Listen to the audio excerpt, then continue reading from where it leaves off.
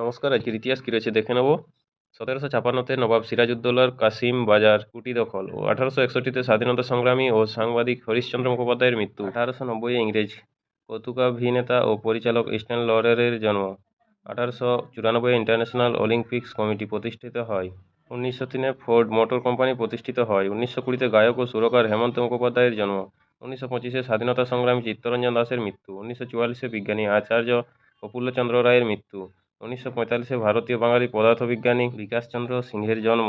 1950-এ অভিনেতা মিঠুন চক্রবর্তীর জন্ম। 1953-তে ইংল্যান্ডের প্রথম নারী ক্যাবিনেট মন্ত্রী মার্গারেট বন্ডফিল্ডের মৃত্যু। 1963-তে রাশিয়া থেকে বিশ্বের প্রথম নারী নভোচারী ভ্যালেন্টিনা তেরেস্কোভা মহাকাশ পাড়ি দেওয়ার উদ্দেশ্যে যাত্রা শুরু করেন।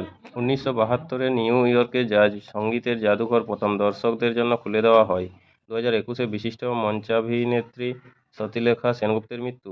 নমস্কার, আজকের ইতিহাস এই পর্যন্তই। পরের ইতিহাসটি পেতে চ্যানেলটিতে সাবস্ক্রাইব করে পাশে থাকা বেল আইকনটি অল করে রাখুন। নমস্কার, সবাই ভালো থাকুন, সুস্থ থাকুন। দেখা হচ্ছে পরের ভিডিওতে।